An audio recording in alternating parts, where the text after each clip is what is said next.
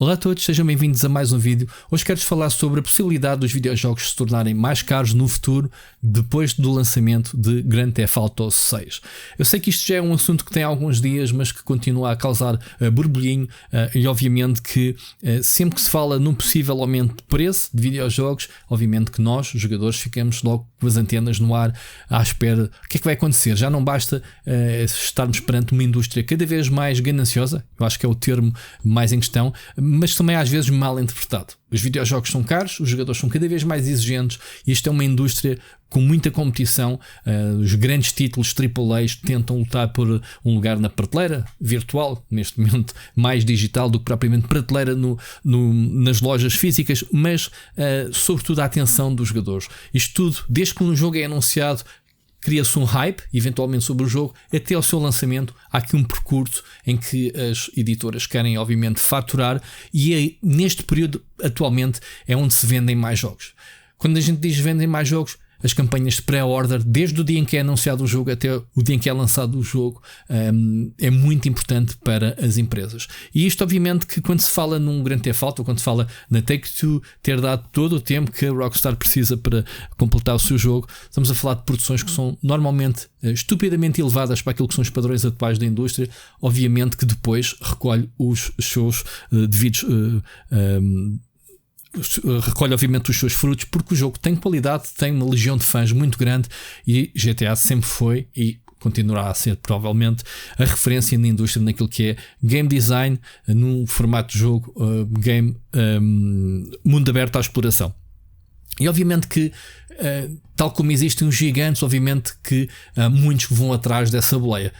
Quando sair o GTA 6, muito provavelmente vai haver muitos jogos do género Open World, porque as pessoas vão querer, obviamente, explorar esse tipo de género, como se já não bastasse ser um jogo, um formato já batido há muitos anos, mas é assim que normalmente acontece. O que se passa é que a Rockstar sabe muito bem faturar os seus títulos GTA. Acho que não há um fenómeno na indústria como o GTA V, que saiu em 3 gerações de consolas, versões remasterizadas ao longo destes, já vai para 12 anos, foi em 2013, se não me engano, quando saiu a primeira versão, se depois faseadamente para PC, para consolas geração anterior, gerações futuras, enfim, eu acho que nunca houve, se olharem para os tops de vendas, ainda vão continuar a encontrar o GTA V à venda, porque é um jogo que a própria Rockstar também soube alimentar ao longo dos anos, criando obviamente conteúdos online, conteúdos, em vez de lançar expansões isoladas, apostou as suas fichas no GTA Online, e isso obviamente que foi uma aposta certa, porque os jogadores continuam a encontrar-se. Há o modo RPG, os modos competitivos, os modos de exploração, as expansões online, enfim, é uma mina de ouro, não é só o jogo base, como a Take-Two tem vindo a faturar, obviamente, com os seus DLCs, os seus microtransações. Se isso é bom ou não para a indústria, deixa obviamente ao critério de quem investe, quem compra obviamente esses conteúdos. Mas aquilo que se está a passar atualmente é que há aqui um analista, o Matthew Ball, CEO da Epleon, uma empresa, uma consultoria, obviamente, que na sua visão o GTA 6 vai puxar os preços para cima. É um jogo que à vontade consegue vender entre 80 a 100 dólares. Obviamente que é um jogo que sim, que há uma base de fãs muito grande que no seu lançamento inicial investe no jogo. Obviamente ainda não sabemos muito sobre o jogo, mas vamos ter em conta que os padrões de qualidade serão pelo menos semelhantes ao GTA V, e obviamente que o jogo vai vender que nem pãezinhos quentes, não necessariamente no primeiro dia de lançamento, mas ao longo dos anos, como foi até aqui o caso.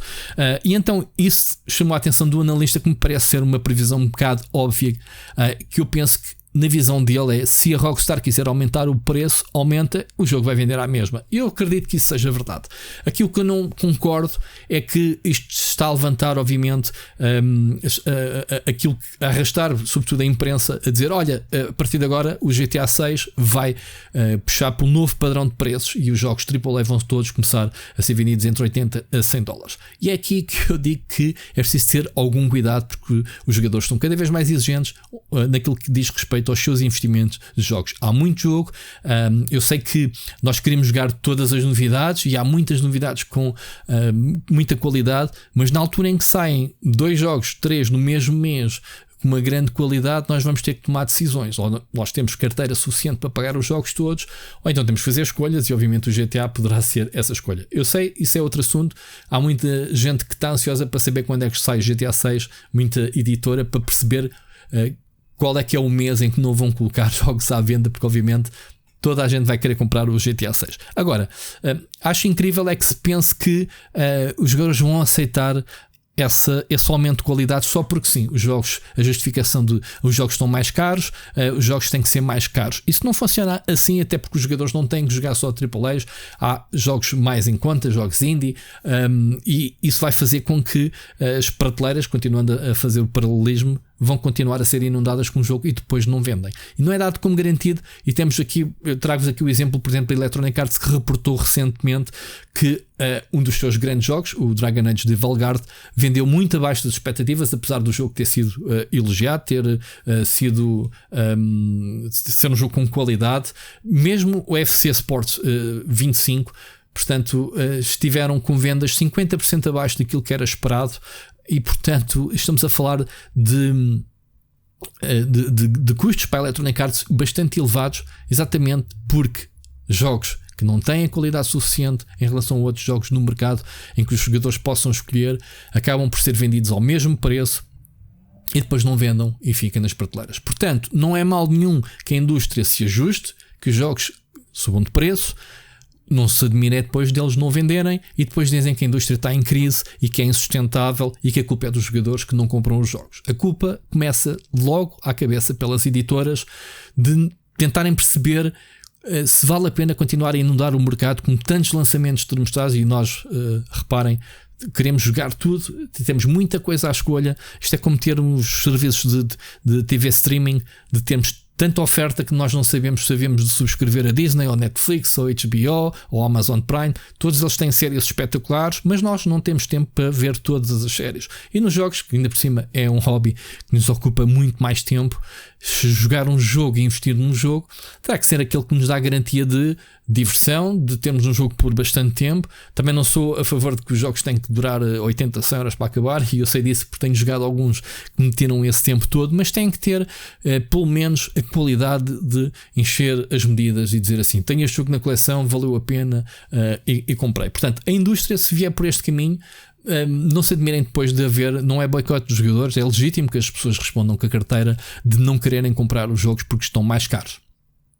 E depois temos aquele pensamento fixo que é: ok, eu não compro hoje full price, vou deixar isso para as baleias, aquela expressão daqueles que alimentam esta indústria porque são os primeiros a adotar os jogos. E quando eu digo os primeiros, são aqueles que fazem um bocado de confusão, que compram jogos nas campanhas de pré-reserva. Estava aqui a ver também ainda sobre esta situação do GTA. Estima-se que a faturação do GTA 6 seja de 3 mil milhões de dólares só no primeiro ano de lançamento. É muito dinheiro, e um terço deste valor, ou seja, 1.000 milhões de dólares, é composto por reservas. Portanto, as campanhas pré-reserva, como eu disse ao início deste vídeo, são bastante importantes para as editoras apalparem o interesse nos jogos. E obviamente, quanto mais conseguirmos vender os jogos nas pré-reservas antes do jogo estar feito, será obviamente mais fácil de termos então um sucesso nas mãos. GTA 6 não é exemplo para ninguém, e o problema acho que também está aí. É um jogo anormal naquilo que diz respeito a game design. Normalmente a Rockstar não falha, só lança um jogo para o mercado quando estiver completamente afinado, com ideias novas, e é por isso é que tivemos um trailer em dezembro de 2023, já se passou mais de um ano, não tivemos nada em 2024, o jogo está supostamente previsto para chegar no final de 2025 e ainda não temos nada sobre novidades sobre este jogo. Significa que o estúdio está a tomar o seu tempo necessário para completar aquele que poderá ser o jogo da década, como foi o GTA V, o jogo da década, entre décadas, digamos assim, desde que foi lançado, mas o jogo da década passada pelo menos, e este poderá ser o próximo. Aquilo que eu penso é esta indústria está cada vez mais em transformação. Nós temos várias formas de pagar pelos jogos, não é só comprar os jogos. Eu acho que continua com aquele pensamento que os jogos em físico, em retalho, estão cada vez mais em declínio, versões digitais. Aquilo que eu não entendo é, no entanto, porque é que os jogos continuam a ter o mesmo preço no digital e no físico, quando o físico é cada vez menos a oferta de que justifica investimento. E faz-me confusão que as pessoas continuem a querer ir às lojas comprar versões físicas do jogo para abrirem uma caixa que tem uma capa e lá dentro está ou um código, no caso do PC, ou um pequeno cartucho, nem um panfleto, nem nada. Portanto, não há nada que acrescente à coleção. Se é para encher espaço na prateleira, jogos, no meu ver, eu acho que não deveria de investir, mas também me custa um bocado estar a comprar um jogo em digital de ter o mesmo preço da versão física. Obviamente que a tendência de ir buscar o físico, ao menos algo palpável que temos ali na prateleira, é melhor do que temos apenas um código. Alguns num dos serviços atuais de jogos que existem. Portanto, eu acho que aquilo que deveria de acontecer era a indústria aumenta os preços, mas também deveria melhorar a oferta. Se calhar muitas das versões de colecionador de que forma ridícula, muitas deles nem sequer oferecem um jogo. Portanto, nós estamos a comprar um jogo de edição especial, estamos apenas a comprar um merchandising daquele jogo que gostamos muito. Portanto, quando a partir do momento em que há uma edição especial em que oferece uma caixa, um livro de arte, porta-chaves e o raio, mas depois o jogo é comprado à parte, para mim não é uma edição de coleção de um jogo, é simplesmente um bundle de um merchandising qualquer que vocês querem comprar. Porque me vai obrigar, obviamente, a comprar depois o código à parte, vou pagar mais 70 euros pelo código, 80 ou 100, se quiserem aumentar o preço, porque já paguei 150 por uma edição de colecionador que tinha uma estátua, mas que afinal não tinha o jogo. Estão a ver, esta indústria está toda doida. Aquilo que eu sugiro é versões de colecionador, como pagamos agora, e que aqui há uns anos custavam entre 100 a 120 euros uma edição com um livrinho de arte, uma coisa mais apraltada, passasse a ser o standard e, ok, aumentem o preço desse jogo para 80 a 100 euros. Para mim era plausível, ao menos podíamos continuar a colecionar coisas na prateleira como era antigamente. Ainda tenho ali muitos jogos atrás, dos velhos tempos do PC, do DOS, do tempo dos primórdios do Windows, em que realmente eu abro a caixa, é uma caixa de cartão, tem lá dentro coisas palpáveis, manuais e essas coisas todas. Portanto, se quisermos voltar a essa época, sim, eu não acredito nisso. Eu acho que o retalho está cada vez mais baixa, e eu lembro-me, por exemplo, versões físicas de um GTA, sei lá, o San Andreas, em que nós abrimos a versão física do jogo e tínhamos um brutamapa em papel, tínhamos discos com banda sonora do jogo, enfim, outros tempos. E portanto, não se admirem se esta indústria ficar esquisita deste ciclo vicioso que é as editoras a investirem cada vez mais nos jogos, os jogos tornarem-se flops, culparem os jogadores porque não compram os jogos, os jogadores não compram porque existe muita fartura de ofertas e tem que se dividir e o orçamento não é infinito. E portanto faz-me aqui um bocado de confusão que se queira haver uma preocupação da indústria fazer um aumento. Os aumentos têm que ser feitos de forma gradual, obviamente que se há aqui um problema também que é cultural de há anos. Durante mais de, sei lá, de uma década nunca se aumentaram o preço dos jogos e quando há um aumento é logo aos 10, 20 euros de diferença. Durante muitos anos um jogo para PC custava 50 euros durante anos a fio, e agora só recentemente, quando as consolas também subiram o preço dos 60 para 60 euros, também passaram a custar 60 euros, e agora cada vez mais, considerando que o PC é uma plataforma alternativa às consolas e praticamente todos os jogos que saem para consolas saem também para PC, já se começa a ver cada vez mais jogos multiplataformas, a não haver distinção de preço entre o PC e consolas. Nunca percebi porque é que os jogos PC eram mais baratos. Não faz sentido serem mais baratos consolas, obviamente que se justificava porque nas consolas tem que se pagar royalties, ou uma Nintendo, ou uma PlayStation, ou uma Sega, e então os preços dos jogos para consolas eram mais caros por causa desses royalties que tinham que ser pagos. Mas atualmente já se começa a ver então esse alinhamento de preços. A versão PC, os jogadores pagam à mesma mais caro os jogos, mesmo não tendo que pagar esses royalties, se é que me percebem.